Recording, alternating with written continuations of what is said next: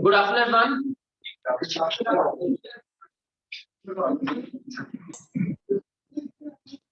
कल हम लोगों ने अंडरस्टैंड किया, अगर आप वेलोसिटी फाइंड करना चाहते हैं ट्रांसवर्स वेव के लिए जो स्ट्रिंग के ऊपर बनती है, the formula is v is equal to under root of t by mu. t stands for tension, mu stands for mass पर यूनिट लेंथ। सेकेंडली, अगर मैं स्पीड ऑफ साउंड की बात करूं, मतलब किसी गैस के थ्रू कोई लॉन्गिट्यूडनल वेव अगर ट्रेवल कर रही है तो उसका फॉर्मूला को घर से डिराइव करने के लिए बोला गया था v proportional to bulk modulus power a and density power b। आज इसे पूरा सॉल्व करके तो आंसर देता है v is equal to under root of b by rho। Right, I have full confidence कि आप सबने कर लिया होगा। राइट, अगर किसी ने नहीं किया तो आप जानते हैं वेलोसिटी n - 1 और बताएं जरा बल्क मॉडुलस का dimension formula ml - 1 t - 2 and density का ml - 2। सिंपल सा प्रॉब्लम है, इसका आराम से सॉल्व कर सकते हैं, तो कर लीजिएगा। अभी करते हैं जो लास्ट में आपको लिखा है कि न्यूटन ने ट्राई किया स्पीड ऑफ साउंड का फॉर्मूला डिराइव करने के लिए, और उसमें जो फ्लॉ था फिर उसे लैपलेस ने करेक्ट किया। So what was it exactly? As I told you कि न्यूटन लाइट के बारे में काफी डिस्कशन करता था, काफी चीजें ऑब्जर्व करता था, तो उसके अकॉर्डिंग साउंड की स्पीड लाइट की स्पीड से बहुत कम थी। That means sound travels slowly, right. अगर कोई स्लो प्रोसेस है तो उसे हम एडियाबैटिक की बजाय आइसोथर्मल कंसीडर करना चाहिए। तो उसने सोचा कि साउंड की जो ट्रेवलिंग है थ्रू एयर या through certain gas can be considered isothermal. So that was the flow he made. तो हम उसके बारे में पूरा डिस्कशन करते हैं। ठीक है, लिखिए जरा। टॉपिक की हेडिंग है speed of sound as per Newton या Newton's formula of speed of sound and Laplace correction. आपको बता दिए ये एग्जाम के लिए 101% टाइप क्वेश्चन। जैसे वर्क एनर्जी थ्योरम के बारे में बोला था, इंपल्स मोमेंटम के बारे में बोला था,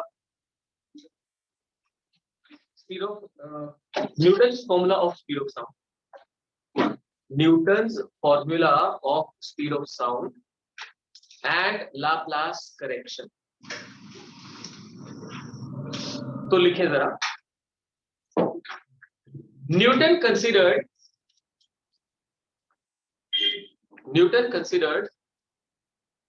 the traveling of sound. Newton considered traveling of sound through air as an isothermal process. As an isothermal process, such that the temperature remains constant. Temperature remains constant because heat can flow.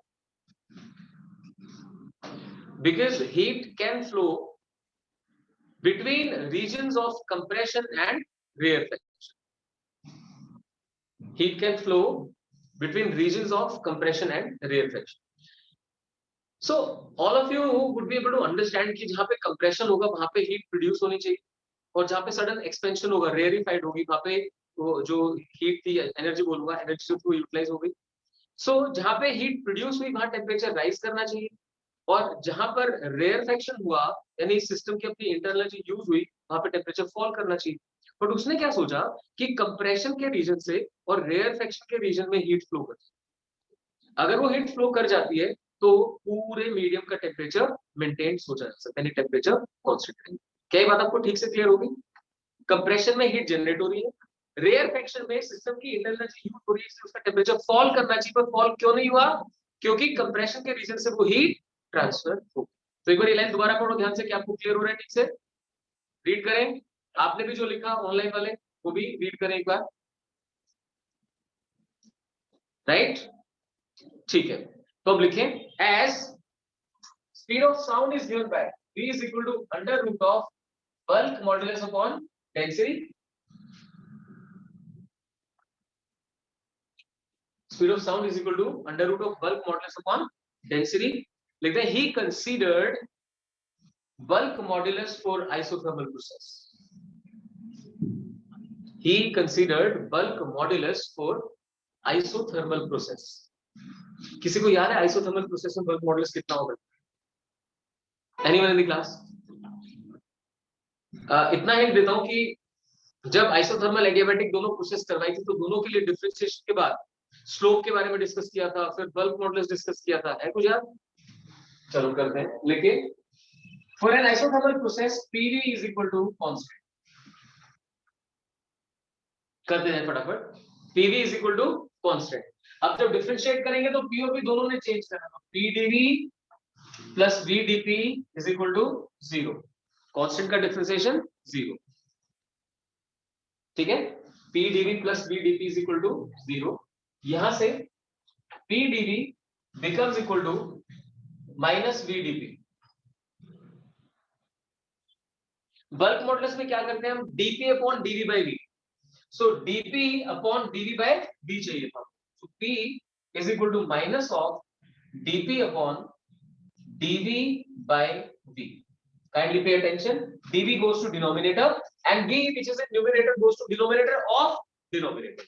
So dp upon dv by v with negative sign defines bulk modulus for isothermal process. That's equal to p. So b isothermal is equal to pressure. ये एक important 1 mark question भी है, वहां कैसे solve करोगे? तो याद करो सभी, bulk modulus for isothermal process is equal to pressure itself, Josephson pressure. Right तो उसके अकॉर्डिंग फिर फॉर्मूला क्या बन गया, देखिए। So according to him v is equal to under root of p by rho. According to him v is equal to under root of p by rho. अब उसने क्या किया, एसटीपी के ऊपर ये वैल्यू सॉल्व आउट कर, लिख दीजिए। He calculated speed of sound at STP, speed of sound at STP, taking average density approx 1.23 kilogram per meter cube. Average density approximately 1.23 kilogram per meter cube. Right? तो pressure कितना होता है STP के ऊपर? 1 atmosphere. तो put करो, solve करेंगे। 1.01 10 power 5 upon density 1.23, 1.23 kilogram पर मीटर क्यूब। तो ये वैल्यू जो सॉल्व करके अप्रोक्सीमेटली 280 मीटर पर सेकंड। इसको याद रख लोगे तो फायदे में रहोगे। 280 मीटर पर सेकंड। किसी को ध्यान है स्पीड ऑफ साउंड लगभग कितनी होगी? अप्रॉक्स 330 340 यूज करते हैं, 330 कंसीडर कर ले।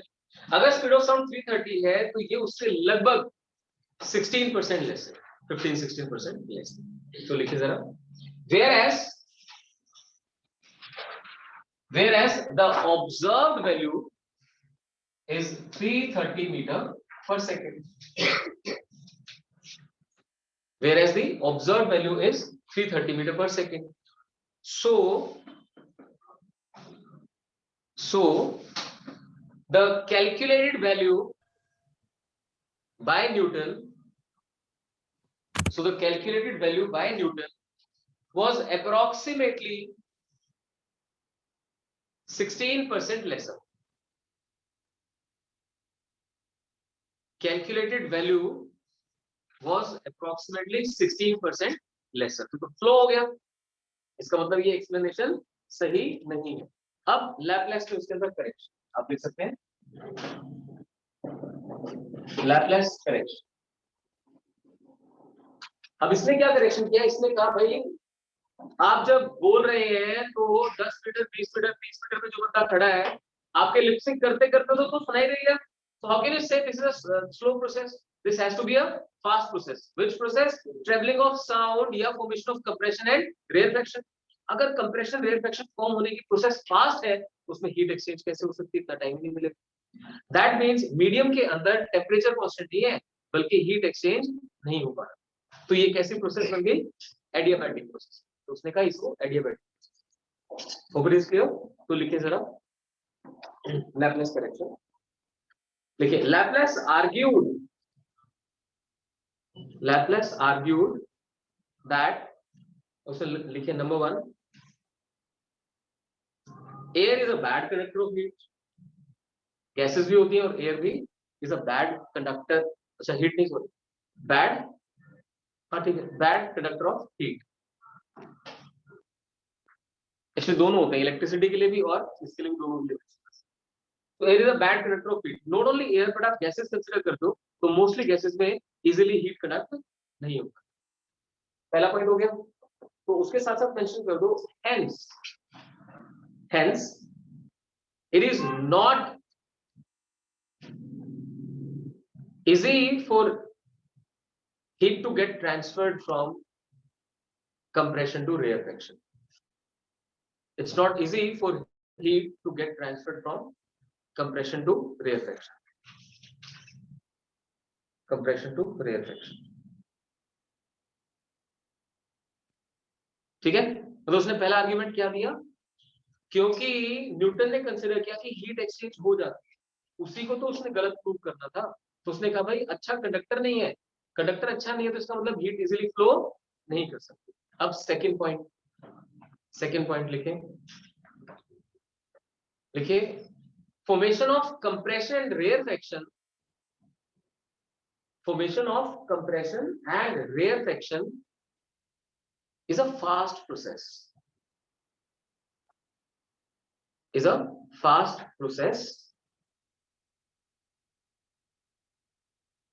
such that there is no time for heat exchange, इसको याद करो साथ साथ, such that there is no time for heat exchange and hence it must be considered adiabatic process.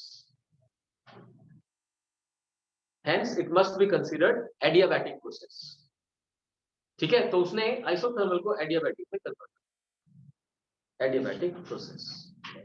चलो इसके आर्गुमेंट्स आ गए, तो एडियाबैटिक के अकॉर्डिंग क्या करें, जो बल्क मॉडुलस है ये एडियाबैटिक में कंसीडर लिखिए। So according to him V is equal to under root of B adiabatic upon density. जहां पहले इसके अकॉर्डिंग B आइसोथर्मल था अपॉन डेंसिटी, अब बन गया B adiabatic upon density. Done, तो B एडियाबैटिक सॉल्व करते हैं। एडियाबैटिक की कैरेक्टरिस्टिक इक्वेशन क्या है, लिखें for adiabatic process PV gamma is equal to constant. I hope you remember gamma क्या होता है, Cp by Cv, so PV gamma is equal to constant where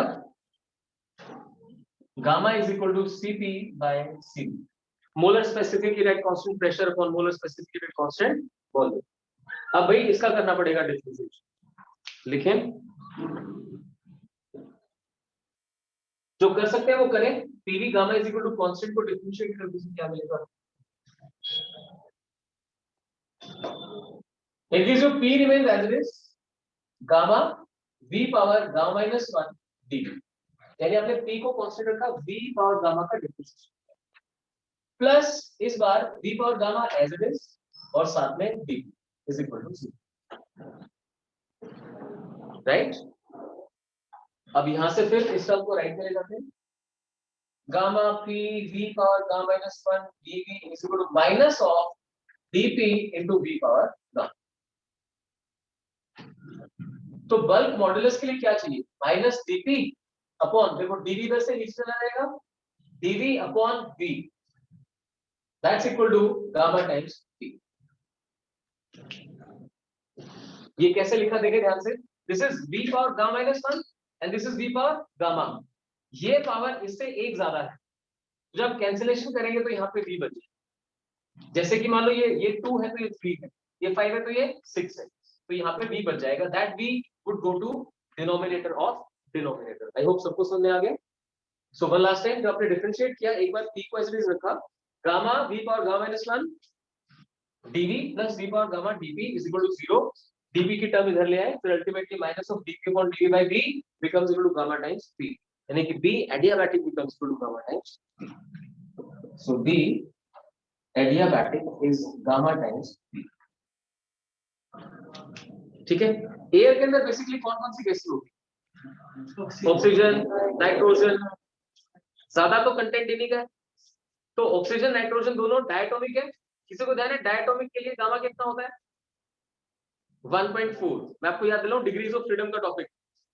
diatomic के लिए कितनी डिग्रीज ऑफ फ्रीडम होती है? मोनोटोमिक के लिए 3 होती है। आया ध्यान?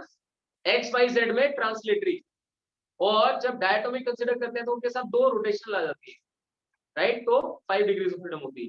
तो 5/2 आर सीवी बनता है, फिर 7/2 आर सीपी बनता है, सीपी बाय सीवी 7/5 बनता है, that is 1.5 1.4। So gamma becomes equal to 1.4। लिख दें for air which is basically mixture of diatomic gases, basically a mostly produces which is mostly a mixture of diatomic gases,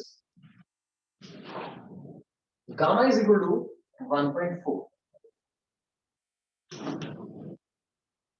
gamma is equal to 1.4। Okay clear? तो जैसे इसको put करोगे तो देखते हैं expression क्या बन जाता है। सो v becomes equal to under the root gamma p by rho,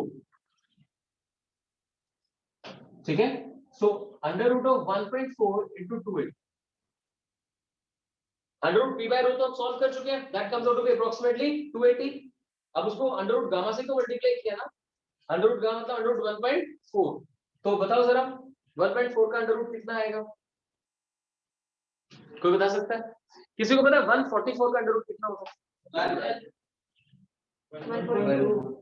1.2 का स्क्वायर कितना होगा? 1.44, तो इट इज अप्रोक्सीमेटली 1.2। समझ आ रही है चीज आपको?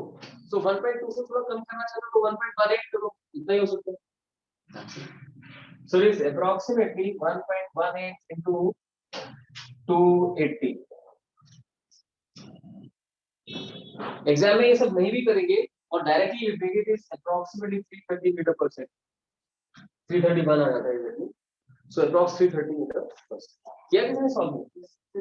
आ रहा है? तो सभी समझे इस चीज को ठीक से, और ये डेरिवेशन अभी याद करो साथ साथ, मतलब इसकी दोबारा रिवीजन की जरूरत नहीं पड़नी चाहिए। मैं सोच रहा था डिग्रीज ऑफ फ्रीडम से याद होगा, कितना सारा मतलब अच्छे से ढंग से किया था वो, monatomic, diatomic, triatomic, linear, non linear, है ना? चलो नेक्स्ट टेस्ट के लिए डाल दूंगा। अभी देखते हैं जब न्यूटन ने फॉर्मूला सॉल्व किया तो सिर्फ p by rho का अंडर रूट कंसीडर किया, which came out to be 280 meter per second, which was approximately 16% lesser than 330 meter per second, which was the value observed practically. Then Laplace considered, अरे तुम कहाँ इसको isothermal process consider कर रहे हो? Traveling of sound is a fast process. The formation of compression rarefaction has to be considered as adiabatic processes, and no heat exchange can take place between these regions. So if the heat exchange is zero, that kind of process is called adiabatic process. So in this adiabatic process जब आपने solve किया जो bulk modulus होता है, that comes out to be gamma times p, and air is mostly diatomic, so gamma is equal to 1.4. As you use it, you get a value very close to the practical value, that's approximately 330. Got it? तो लिख सकते हैं this value is almost the practically observed value, almost equal to the practically observed value. This value is approximately equal to the same as the practically observed value.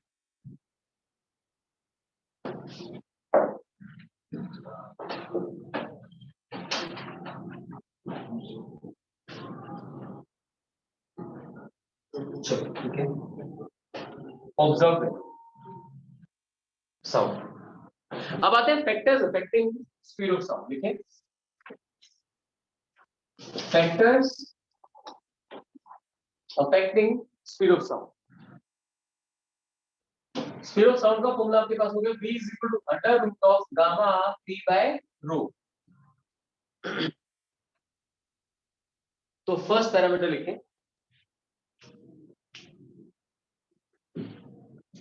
Effect of pressure,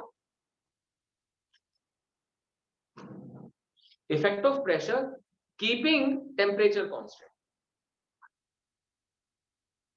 तो mostly जब भी यहां pressure का effect देखने जाते हैं तो temperature को constant, effect of pressure keeping temperature constant. तो आप सब केमिस्ट्री में पढ़ चुके हो PV is equal to nRT. उसके बेसिस पे सोच के बता सकते हो कि अगर हम टेम्परेचर कांस्टेंट रख लें तो पी बाय रो के फैक्टर में कुछ चेंज आएगा क्या? आपको पता है P V is equal to NRT में पी बाय रो अगर लिखूं तो सामने क्या आता है? RT by M. ये इक्वली याद होने चाहिए। देखें ध्यान से, लिखना sir as PV is equal to NRT, P is equal to NRT, N है number of moles, number of moles को given mass upon molar mass लिख सकते हैं। अब क्या करो, जो गिवन मास है उसको यहां ले आओ डिनोमिनेटर, तो बन गया RT by M. Mass upon volume क्या होती है? डेंसिटी, तो बन गया P by rho is equal to RT by M. समझे और याद करिए, आपको टिप्स पे याद होना चाहिए। PV is equal to NRT, n को लिखा small m by capital M, P by M is equal to RT by M, P by rho is equal to RT by M. जैसे आपको PV is equal to RT nRT learn है, वैसे आपको P by rho is equal to RT by M भी learn होना चाहिए, ताकि solve ना करना पड़े। लॉजिक क्लियर हो जाएगी समस्या। तो अब सोचो, अगर आर तो कांस्टेंट होता है, गैस कांस्टेंट, मोलर मास भी कांस्टेंट है गैस का जो गिवन है, अगर टेंपरेचर को कांस्टेंट कर देते तो क्या पी बाय रो कांस्टेंट हो गया? Yes exactly. So temperature is constant और आप प्रेशर बढ़ाएंगे तो डेंसिटी सेम प्रोपोर्शनल बढ़ेगी। इसका मतलब कोई इफेक्ट नहीं है। तो ये लिख लिया सभी ने? Write down. It is clear that density increases in same proportion. It is clear that density increases in same proportion. Hence, speed remains same. Hence, speed remains same. तो स्पीड ऑफ साउंड के ऊपर सिर्फ pressure बढ़ाने से कोई फर्क नहीं पड़ेगा। अगर आपने टेम्परेचर कांस्टेंट रखा है तो उससे डेंसिटी भी सेम प्रोपोर्शन में चेंज हो जाए। ठीक, सेकंड लिखिए, effect of density, effect of density. अब सोचिए आप सेम गिवन वॉल्यूम के अंदर दो चैम्बर है जिनका वॉल्यूम सेम है, एक के अंदर हाइड्रोजन का 1 मोल ले लेते हैं, एक के अंदर ऑक्सीजन का 1 मोल, सेम अमाउंट ले लेते हैं। एक के अंदर हाइड्रोजन का 1 मोल है, एक के ऑक्सीजन का 1 मोल है, तो कहां पर डेंसिटी ज्यादा होगी? आप बताएं जरा, हाइड्रोजन का मोलर मास कितना है? हाइड्रोजन गैस का मोलर मास कितना है? 2। हाइड्रोजन का एटॉमिक मास है ना 1, तो इज इट पक्का ऐसे ही होता है? 1h2 नहीं होता? 1h1 भी होता है, 1h2 भी होता है, 1h3 भी होता है। प्रोटियम, ड्यूटेरियम एंड ट्राइटियम सारे के सारे होते हैं। ज्यादा कौन सा यूज करते हो? 1। चलो, तो 2 हो गया हाइड्रोजन गैस का मोलर मास। ऑक्सीजन का एटॉमिक मास कितना है? एटॉमिक 16। 16 टू 32। एग्री? इसका मोलर मास 2 हो गया, इसका मोलर मास 32 हो गया। अब देखो वॉल्यूम तो सेम है, डेंसिटी होती है मास अपॉन वॉल्यूम, तो इसकी डेंसिटी इससे 16 टाइम्स हो गई है ना, और डेंसिटी का चल रहा है अंडर रूट, तो 4 का फैक्टर आ गया, राइट? तो ऐसे करके समझा रहा हूं, अगर आप डेंसिटी की बात करेंगे तो जितनी डेंसिटी ज्यादा हो जाएगी उतनी स्पीड कम हो जाएगी। डन है? लिखिए जरा, लिखिए, as v proportional to 1 upon under root rho, as v proportional to 1 upon under root rho, speed decreases with increase in density. Speed decreases with increase in density. For example, हो सकता है यही as question भी आ जाए। For example, if same amount of hydrogen and oxygen, same amount of hydrogen and oxygen gas be considered,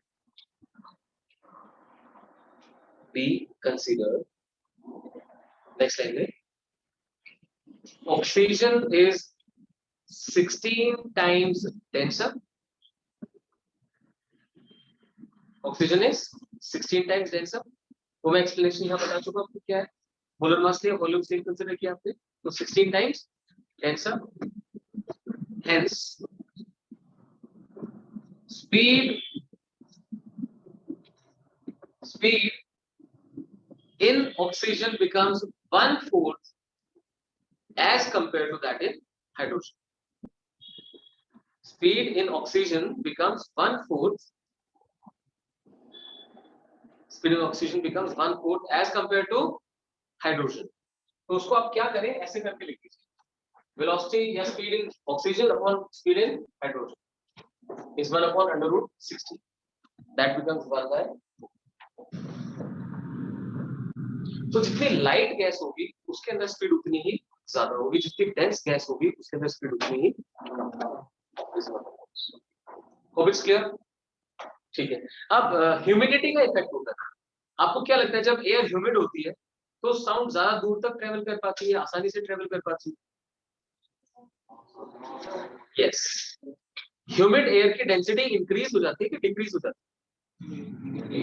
mostly लोगों को ये लगता है कि भाई जब ह्यूमिड की बात कर रहे हैं तो उसमें वाटर कंटेंट आने से डेंसिटी इंक्रीज कर, लेकिन that is not water content, that is water vapour. Water vapour की जो डेंसिटी है वो ड्राई एयर से कम, इसलिए ओवरऑल डेंसिटी रिड्यूस। ठीक है, लिखें जरा। Effect of humidity, effect of humidity इसमें मेंशन करें। humid air is less dense as compared to dry air. Humid air is less dense as compared to dry air due to mixture of water vapors. Due to mixture of water vapors.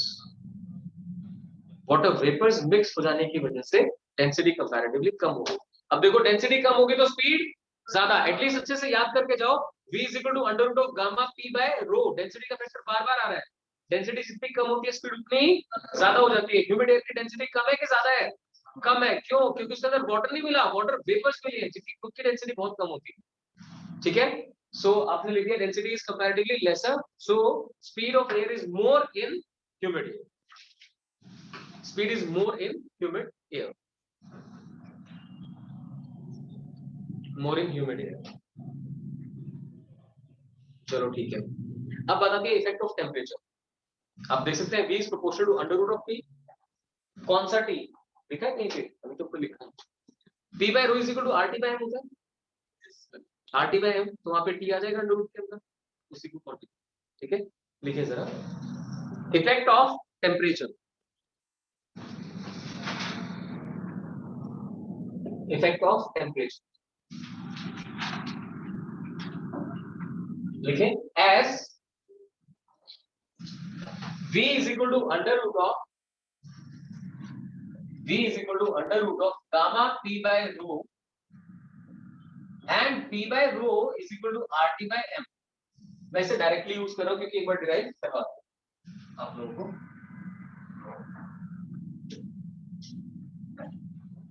p by rho is equal to RT by m, so v becomes equal to under root of gamma times RT by m। RMS velocity याद है आपको? √3 RT by m। नहीं, RMS velocity kinetic energy is 3/2 kT, 3/2 RT। कुछ नहीं याद आ रहा? v is equal to under root of gamma RT by mr। So v होता है गामा p by rho होता है RT by m। का जानबूझ के ढंग से याद करके रखो। तो gamma times RT by m, यानी v is proportional to under root of p। v becomes proportional to under root of p। Star mark करके लिख देना। The temperature is in Kelvin, yeah, it is absolute temperature। Temperature is in Kelvin।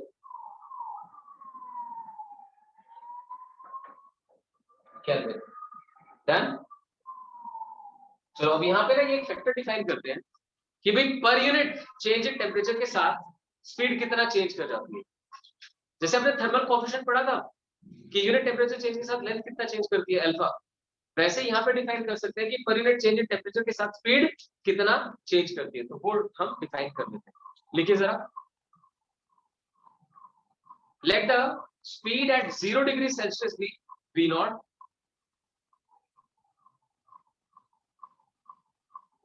Speed at 0 degree Celsius be V naught. तो भाई V not is directly proportional to 273 plus 0, absolute लिखना था। V not is proportional to 273 plus 0। तुमने से किसी को बुला रहे हैं क्या? चलो next, speed at T degree Celsius, किसी का ओटीपी है? ये नहीं हो सकता है, ओटीपी सेंड करते भाई नीचे आ जा।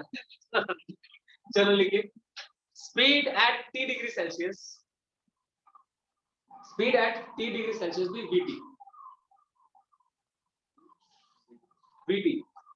तो जो VT बनेगा that is proportional to 273 plus T। 0 degree Celsius पे 273 प्लस 0 और T डिग्री सेल्सियस पे 273 प्लस T बने। रेशो कंसीडर करते हैं, VT by V not is equal to under root 273 plus T upon 273, ठीक है ना? 273 plus T upon 273 under root के अंदर आ गए, which further can be written as VT by V not is equal to, लिखते जाए 1 plus T by 273 power 1 by 2। 273 से divide करोगे तो 1 plus T by 273 हो गया, पावर 1 by 2। अबे बाइनोमियल लगाने की तैयारी, लेकिन उसके लिए क्या जरूरी है? T should be very small। तो लिखते हैं for small temperature changes, for small temperature changes। तो जब टेम्परेचर चेंज स्मॉल होते हैं तो हम क्या लिख सकते हैं? VT by V not becomes equal to 1 plus T by 2 multiplied by 273। याद है, पावर कम्स एंड मल्टीप्लाइज। किसी को ध्यान नहीं है तो मैं यहाँ लिख देता हूँ, 1 plus x power n becomes equal to 1 plus n times x। कब? जब x की वैल्यू 1 से काफी छोटी होती है। तो ऑलरेडी डिवाइड बाय 273 है और t की वैल्यू सपोज 5 हो 10 हो, तो it becomes very small. So that small, for that small value we can use की जो पावर है इधर आके मल्टीप्लाई कर। अब तो क्लियर है? This is called binomial approximation. तो आपने लिख दिया अलग से, we can use binomial approximation for very small temperature, we can use binomial approximation. अब इस 1 को इधर ले आओ, ये बन जाएगा VT by V not minus 1 is equal to T by कितना बन गया ये? 546। Is that? VT by V not minus 1 is equal to T by 546। तो ये चीज क्या बन जाएगी? VT minus V naught upon V naught is equal to T by 546। Last में बस ये बन गया delta V upon T is equal to V naught by 546। V naught हम अप्रॉक्सीमेटली 330 कंसीडर करते हैं, वो पुट कर देते हैं। तो delta V by T is 330 upon 546 which is approximately 0.61 metre per second per degree Celsius. और फर्क क्या है? यहाँ पे डिग्री सेल्सियस है ना, डिग्री सेल्सियस एक बार कंप्लीट करो दोबारा से।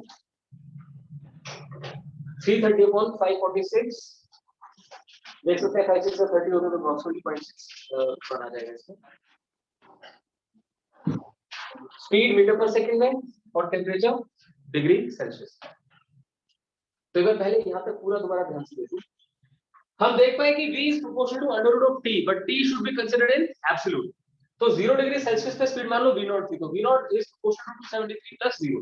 अब T डिग्री सेल्सियस पे VT is equal to under root 273 plus T, इसको इससे डिवाइड किया, ये वैल्यू आ गई, ये वैल्यू आ गई। T को काफी स्मॉल चेंज कंसीडर किया, तो in that case binomial approximation आ गया। सो ये बन गया, this can be written as this, that is delta V by V। अब क्या किया? V नॉट और T को इंटरचेंज कर दिया। देख पा रहे हैं? V नॉट और T को इंटरचेंज क्यों कर दिया? इंटरचेंज ये पहले बन रहा था change in speed per unit speed, मैं देखना चाहता हूँ change in speed per unit change in temperature. तो change in speed per unit speed temperature के चेंज होने से स्पीड में कितना चेंज होगा। तो that is the key point. हर डेरिवेशन में की पॉइंट होता है। इस डेरिवेशन में की पॉइंट क्या है भाई, वो v नॉट और t को इंटरचेंज करना पड़ेगा। क्यों करना पड़ेगा? We are interested in seeing temperature change होने के साथ स्पीड कैसे चेंज करती है। So this is value put करिए approx 0.61। So that means unit degree Celsius change होने पर स्पीड लगभग 61 सेंटीमीटर पर सेकेंड चेंज करती है। देख लें, that is speed of sound increases by approximately 61 centimeter per second, 61 centimeter per second for 1 degree Celsius change in temperature. For 1 degree Celsius change in temperature. ठीक है। अभी बताइए कि अगर हम फ्रीक्वेंसी चेंज कर दें तो क्या स्पीड ऑफ साउंड चेंज करेगी? फ्रीक्वेंसी चेंज करने का मतलब है कि जैसे इस क्लासरूम में मैं 3 बच्चे कोई पिक कर लूं, गर्ल पिक कर लूं, कोई बॉय कर लूं और साथ में मेरी आवाज सबसे मोटी है। आवाज जितनी मोटी होती है उसकी फ्रीक्वेंसी उतनी कम होती है। लाउड होना और मोटी आवाज होना are different. I am not about loudness, I am talking about आवाज का थोड़ा भारी होना। So that's lesser frequency. Boy की फ्रीक्वेंसी थोड़ी सी ज्यादा होगी और गर्ल की फ्रीक्वेंसी उससे भी ज्यादा होगी और छोटे बच्चे की फ्रीक्वेंसी और भी ज्यादा होगी, तो कान में से निकल रही है। So you just need to understand कि अगर 3 अलग अलग फ्रीक्वेंसी के लोग बोल रहे हैं तो भी आप तक साउंड एक साथ ही पहुंचेगी।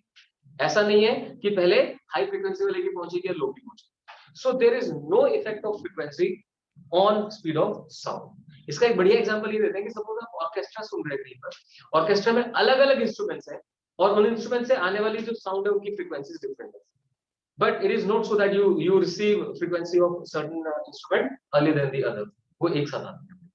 लिखें effect of frequency, effect of frequency लिख दें। Speed remains independent of the frequency of sound. Speed remains independent of frequency of sound. बिल्कुल ही सिंप्लीफाई करके लिख देते हैं। देखिए otherwise we could not enjoy orchestra. Otherwise we could not enjoy orchestra. ठीक है। फिर आता है एम्पलीट्यूड का एग्जांपल। एम्पलीट्यूड आप समझते, देखिए फ्रीक्वेंसी का मतलब क्या था, एक साउंड ऐसे जा रही है और दूसरी साउंड ऐसे जा रही है, इसकी बजाय इसकी फ्रीक्वेंसी ज्यादा है पर सेकंड, इसमें ऑसिलेशन ज्यादा है एज कंपेयर टू दिस। ये था फ्रीक्वेंसी बढ़ाना, ऐसे बढ़ती है फ्रीक्वेंसी। और एम्पलीट्यूड इसके कंपैरिजन में अगर मैं ऐसे, समझ पा रहे हैं? सो इसकी एम्पलीट्यूड इससे ज्यादा है। एम्पलीट्यूड बढ़ाने से आवाज की एनर्जी यानी उसकी इंटेंसिटी, उसकी लाउडनेस बढ़ जाती है, लेकिन फ्रीक्वेंसी बढ़ाने से आवाज मोटी या पतली हो जाती है। ट्रेबल बास पता है, बेस पता है आपको? बेस बढ़ा दो, ट्रेबल बढ़ा दो, है ना। बेस बढ़ाने से धमक बढ़ जाती है और ट्रेबल बढ़ाने से वो पतली वाली आवाजें बढ़ जाती है, तीखी हो जाती है। तो वही सब चीजों की बात कर रहा हूँ। इससे ये बढ़ाने मतलब ट्रेबल बढ़ा देना, इससे ये बढ़ाने मतलब बेस बढ़ा देना, समझ आ रही चीज? और इससे ये बढ़ाने मतलब एम्पलीफाई करना। एम्पलीफायर लगाने से क्या होता है, आवाज बहुत ज्यादा ऊंची हो जाती है। आगे बात है सुनने आपको, बहुत अच्छी बात है। चलिए अब इफेक्ट ऑफ एम्पलीट्यूड लिख दीजिए। इफेक्ट ऑफ एम्पलीट्यूड मेंशन करें। Remains almost independent, remains almost independent until amplitude is very high.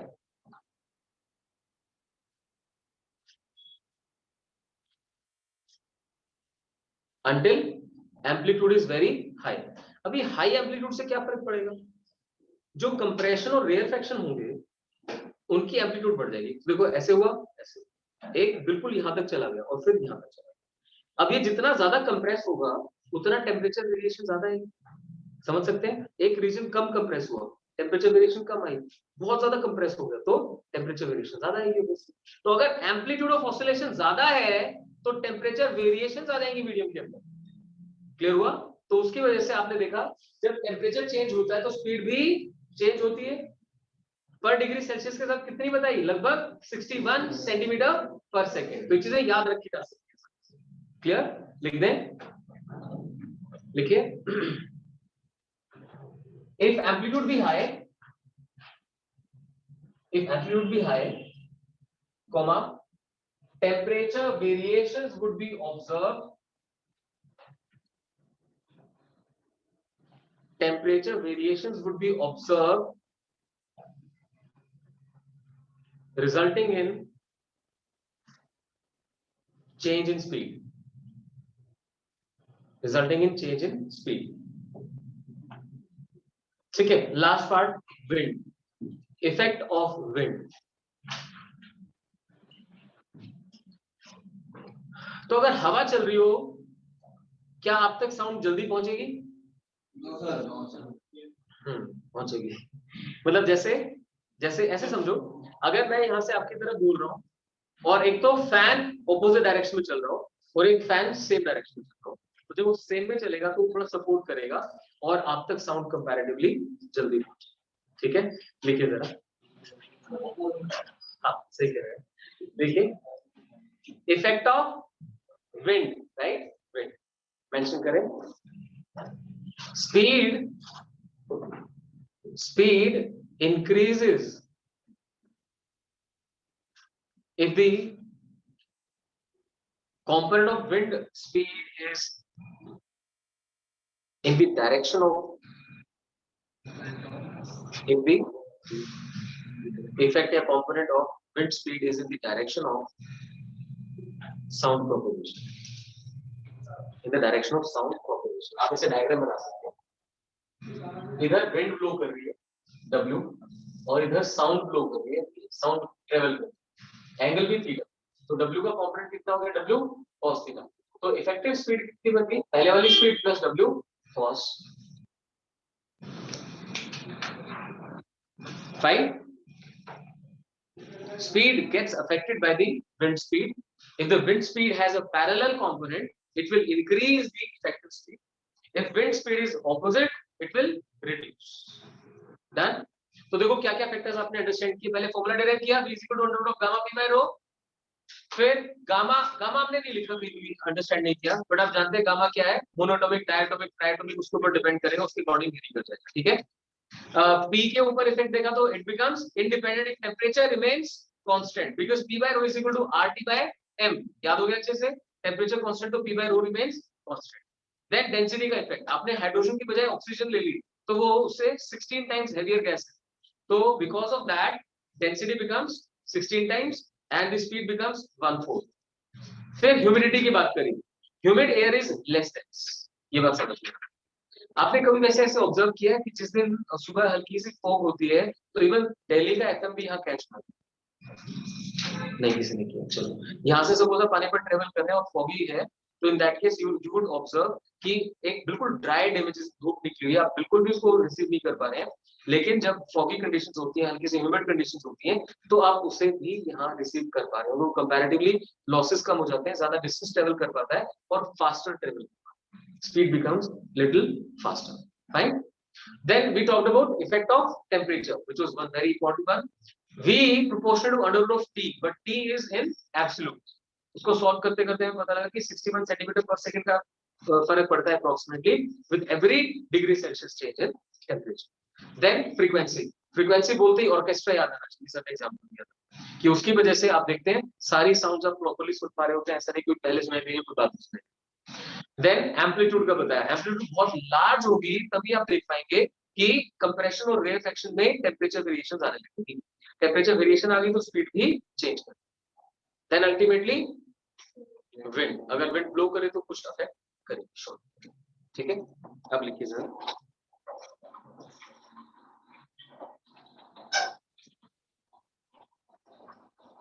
लिखिए to derive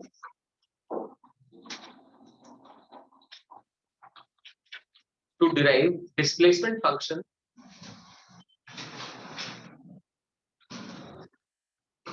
for propagation of a wave. To derive displacement function for propagation of wave. मतलब अगर एक travelling wave है जो travel कर रही है, आप सोचेंगे कि वेव तो ट्रेवलिंग करती है, लेकिन we'll study about stationary wave later on. So अगर एक ट्रेवलिंग वेव है तो उसे रिप्रेजेंट कैसे करते हैं? जैसे एसएचएम को कैसे रिप्रेजेंट करते हैं? x = a sin omega t. ध्यान से सुनना जरा, एक मीडियम के अंदर आप एक अकेले पार्टिकल की ऑसिलेशन स्टडी करो तो उसकी इक्वेशन तो आपको पता है, x = a sin omega t, x = a cos omega t. But यार अगर वेव ट्रेवल कर रही है तो उसका मतलब है कि बहुत सारे पार्टिकल्स साइमल्टेनियसली ऑसिलेट कर रहे हैं. ये एक पार्टिकल से अगले पार्टिकल तक जैसे एनर्जी जाती है तो वो भी ऑसिलेट करना शुरू कर देता है. यानी अब हमारा काम क्या है, अगर मैं वेव को रिप्रेजेंट करना चाहता हूं तो मुझे मीडियम के डिफरेंट पार्टिकल्स की ऑसिलेशंस को क्लब करना. अगर मैंने किसी तरीके से एक ऐसी इक्वेशन बना दी जो मीडियम के अंदर अलग अलग पोजीशन पे पड़े हुए पार्टिकल्स की ऑसिलेशन को डिस्क्राइब कर सके तो क्या बनी? वेव बन गई. क्योंकि वेव कैसे बनी थी? सारे पार्टिकल्स के ऑसिलेट करने से बनी. तो ये वाली बात फिर ध्यान से सुनना, अगर आप वेव इक्वेशन बनाना चाहते हैं तो आप बेसिकली मीडियम के सारे पार्टिकल्स के लिए एक इक्वेशन बनाना चाहते हैं जिससे किसी भी समय पे किसी भी पोजीशन पे प्रेजेंट पार्टिकल की ऑसिलेशन के बारे में पता लगाया जा सके. सिंपल लिखिए सर, ये इसके ऊपर वेरी इंपॉर्टेंट लिखे ना. मैं आपको वेव इक्वेशन डिराइव कर, कौन सी वेव की? Travelling wave. तो ऐसे बनाते हैं. I am considering the wave to be traveling along positive x direction. Positive x direction. ये पॉइंट मेरे लिए ओरिजिन है. यहां से x डिस्टेंस के ऊपर मैं कोई पार्टिकल p कंसीडर कर रहा हूं. इसे o लिख देता हूं, इसे p लिख देता हूं. o and p. वेव जो ट्रेवल कर रही है वो v स्पीड से कर रही है. ठीक है, वेव v स्पीड से ट्रेवल कर रही है. ये डिस्टेंस x है, ये पार्टिकल p है. तो आप में से कोई बता सकता है मुझे कि p पार्टिकल को o के कितने टाइम बाद एनर्जी मिलेगी? मान लो o को एनर्जी अभी मिली है, तो वो टाइम बताइए जिस टाइम के बाद p को एनर्जी. वेव कितनी स्पीड से चल रही है, कितने डिस्टेंस बाद है ये, तो टाइम कितना हो गया? x by v. अभी काफी लोग v बाय x बोल रहे हैं, तो मैं इस बार ना बहुत ही खुश हूँ. t = x by v. t = x by v. ठीक है, आगे चलते हैं. यहां से यहां तक कितना डिस्टेंस है? x डिस्टेंस है. और वेव कितनी स्पीड से चल रही है? v. तो ये तो हम सब जानते हैं, बिल्कुल पहले से जानते हैं कि टाइम जो होता है वो डिस्टेंस अपॉन स्पीड होता है, ना कि स्पीड अपॉन डिस्टेंस होता है, राइट? तो t = x बाय v. तो हमें ये समझना है कि इसके और इसके ऑसिलेशन को कैसे कोरिलेट किया जाए. That's what we have to work on, right? लिखिए. Consider a progressive wave. Travelling या प्रोग्रेसिव बोलते हैं. Progressive wave, progressive harmonic wave. Harmonic word add कर दो क्योंकि हम सिंपल हार्मोनिक ऑसिलेशंस की बात कर रहे हैं. Progressive harmonic wave traveling along positive x direction with speed v. Traveling along positive x direction with speed v. With speed v. ठीक है, अब लिख लीजिए. Oscillation of particle of medium. Oscillation of particle of medium present at origin may be given by. Present at origin may be given by. ये तो आप सभी भी लिख सकते हैं. y will be equal to y t लिख दूं से, क्योंकि ओरिजिन पे पार्टिकल कैसे ऑसिलेट करेगा टाइम के साथ. y t becomes equal to a, that is amplitude, into sin of omega t. ये तो करते हैं हम लोग, याद है ना आपको? भूलते नहीं गए एसएचएम की इक्वेशन. x या y is equal to a sin omega t a cos omega t, वही लिखा है। तो ओरिजिन वाले पार्टिकल के लिए yt becomes equal to a sin of omega. आप इसे चाहे तो y 0, t भी लिख सकते थे कि पोजीशन 0 है और टाइम t है। अब लिखिए the energy reaches to particle at point P. Energy reaches to particle at point P as shown in diagram above.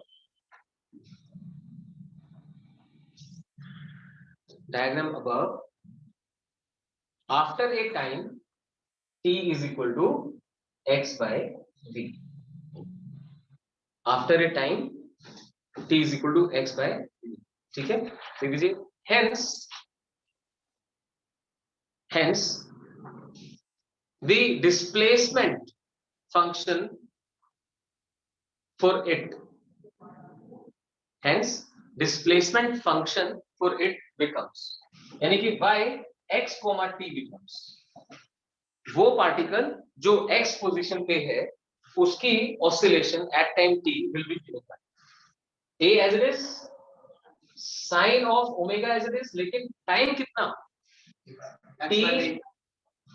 t minus x by v। ध्यान से सुनना, मैंने माइनस साइन क्यों डाला है। आप t टाइम पे इस पार्टिकल को देखना चाहते हो तो इससे कितना टाइम पहले इसके पास energy x by v time पहले, यानी इसकी जो oscillation t minus x by v पे थी वो इसकी अभी।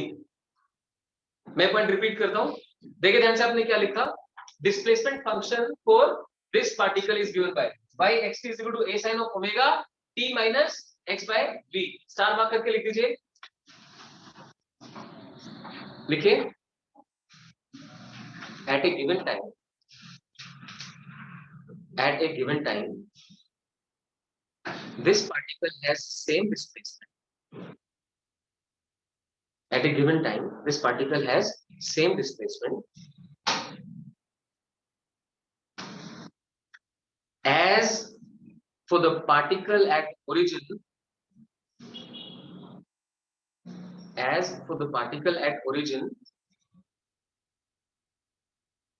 having x by v time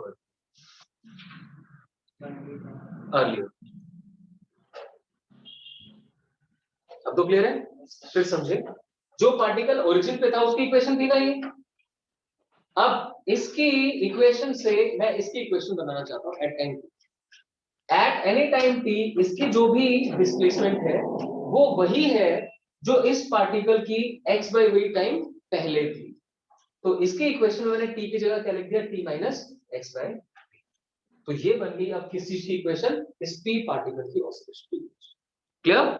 so particle at p has same displacement as the particle at origin had what time earlier, x by v time earlier. तो उसकी equation मैंने t minus x by v था। देखिए अब आगे, that becomes equal to a sin of omega को अंदर ले जाके मल्टीप्लाई करवा देते हैं भाई, omega t minus omega x by v। किसी को ध्यान है कल हमने स्पीड ऑफ साउंड के फॉर्मूला किए थे, v इज इक्वल टू क्या था, that's equal to nu into lambda. और दूसरा फॉर्मूला क्या था, v इज इक्वल टू, बहुत खुश हुआ, v is equal to omega by k। ठीक है ना, शाबाश। v is equal to nu into lambda and v is equal to omega by k। मतलब हंस तो रहे हो पर अंदर अंदर तुम्हें पता है क्या चल रहा है। v is equal to omega by k, तो यहां ध्यान से देखना, v को ओमेगा बाय k लिखा जा सकता है, ओमेगा कैंसिल हो जाएगा, ऊपर क्या बचेगा k। तो लिख दीजिए as v is equal to omega by k,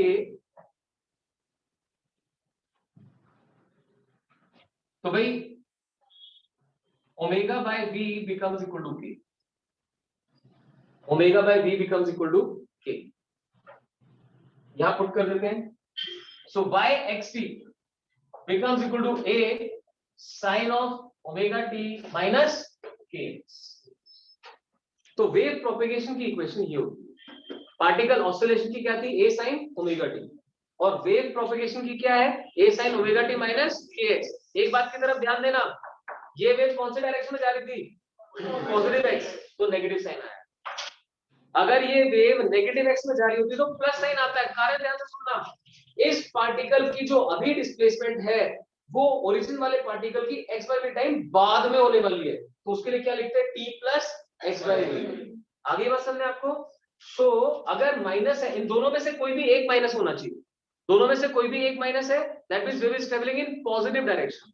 अगर इन दोनों में से दोनों ही नेगेटिव या दोनों ही पॉजिटिव है, wave is travelling in negative x direction. Clear? तो लिख दीजिए,